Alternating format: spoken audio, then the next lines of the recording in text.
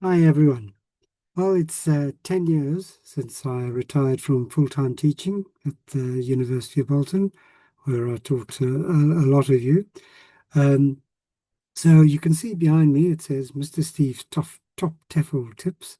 So I've decided to put a few of my bits from my lectures online to kind of recap for you guys, but also eh, this is going public, so it's a whole lot of useful tips and hints for TEFL teaching, TESOL, ESOL teaching. Um, so as I said, this is going to go on YouTube, so please subscribe to my channel, watch my videos, um, and oops, sorry, let me just get that right. There we go. Um, but while this is going public, and there are a lot of people out there that don't know me, so I'm just going to talk a little bit about me, a bit of background as how I got into teaching, and then I'm going to talk about some tips after that. So obviously, some of you can tell from my accent, and many of you know, I'm from South Africa originally. I left South Africa in 1979, and I spent a lot of time traveling in Europe. So let me just see if I can remember how to share a screen. Bear with me. There we go.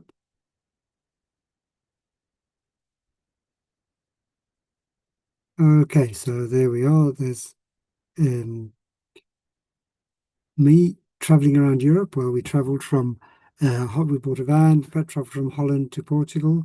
I spent a lot of time in Portugal, traveling around, and it was on while I was traveling around that this happened. Okay, so sometimes in life you just happen to be in the right place at the right time. And for me, this was Parque de Campismo de Trinidad, campsite in Lagos, in the Algarve in Portugal. We were sitting around a campfire, talking about traveling, where we've been, where we went, and of course talking about money because we were all running out of money. And somebody said that there's a job going as an English teacher in Lisbon, and we were heading back to Lisbon. So I thought, oh, I'll try this out. So went to Clubs de Conversação in Lisbon, um, and I got a job as a teaching conversational English. So my job was just to talk to Portuguese students who were learning English and to practice their conversation. But the school that I was at had an interesting method, which I'll come back to later. So I really got into this teaching. I thought I really enjoy doing this and I wanted to carry on. So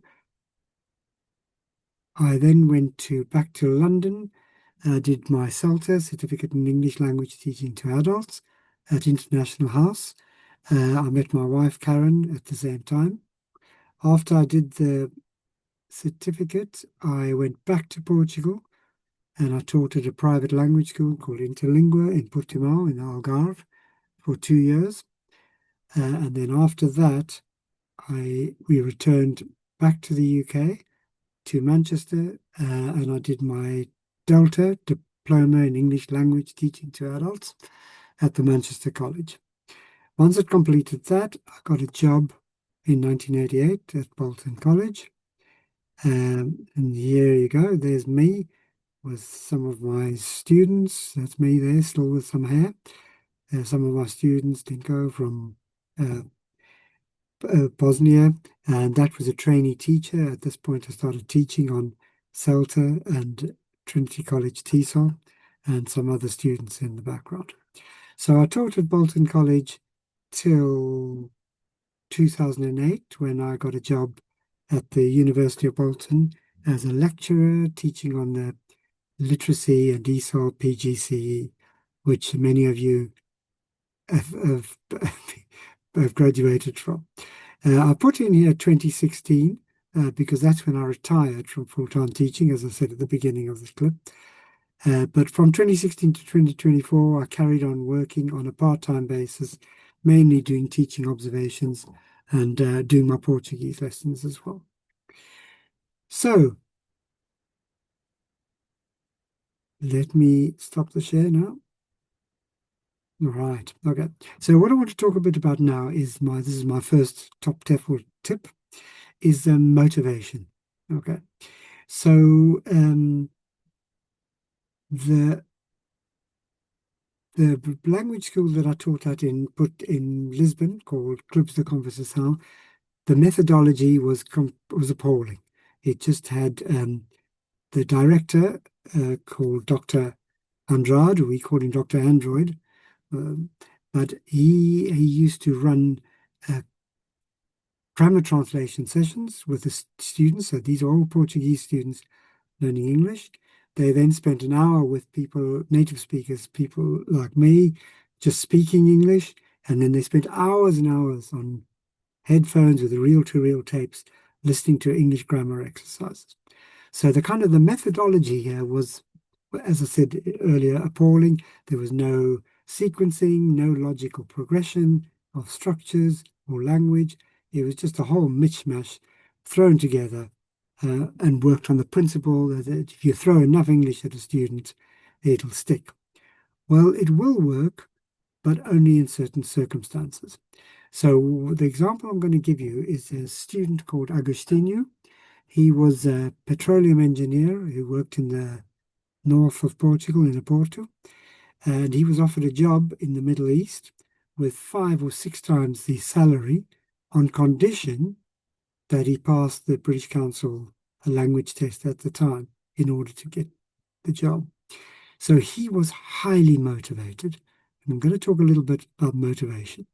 So, despite this method of uh, just throwing English at him, he was so keen. He was there in the mornings before I got there, waiting to start the lessons because he knew that this job was dependent on him passing this test.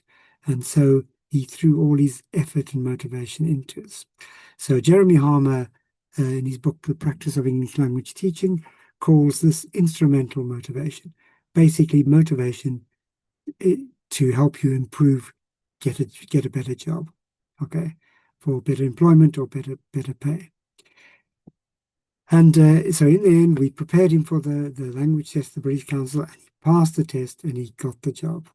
Um, but mainly partly due to me, I like to think, um, not so much due to the methodology at the private the language school, um, but mainly due to his motivation. Because he was so determined to learn, he did learn. Excuse me. So I want to now just talk about another example, the complete opposite. So sometimes you get students with no motivation at all, much more difficult to deal with. So the example I'm going to give you is not really English language students. These were uh, teachers who are vocational teachers who are doing an adult literacy support course. So the course I was running was to help them with their English and to help their learners with their English so that they can better pass their vocational course, whatever it was, um, motor mechanics or woodworking, whatever the course was. Anyway, so I walked into the room on the first day and it looked like I was going to a funeral. They all sat there, they were all really glum. So straight away, I thought, okay, I have to put on hold what I was going to do. Let's just clear the air here. So straight away I said, okay, how many of you have been told you have to do this course? All put their hands up. How many of you want to do this course? No one put their hands up. So straight away I realized that the motivation here, absolutely zero. So I have to turn this around in order to make my course work. Otherwise, it's pointless. So I scrapped what we were going to do. We then broke up into groups. We used post-it pads, and they wrote down, identified their own level of English, what they knew, what they didn't know, and also the level of their students' English. And then we tried to link that into how that affected the outcomes for the vocational courses of the students.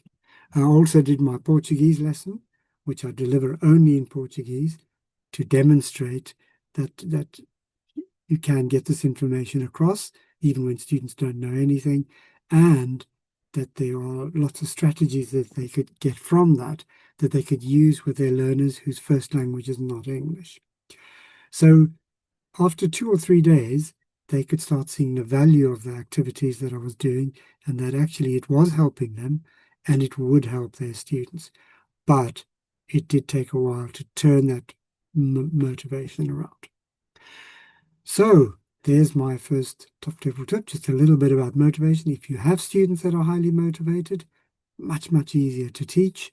If you have students that aren't so highly motivated, you have to provide the motivation. In one of my next TEFL tips, I'm going to talk about how to get ESOL learners, especially young ESOL learners, motivated to improve and to learn English, because that can be quite difficult as well. Okay, well, nice to see you all again, even though it's virtual or online, and I hope you're all well, and I will be following this up with more top TEFL tips from Mr. Steve. Thank you very much. Take care. Bye-bye.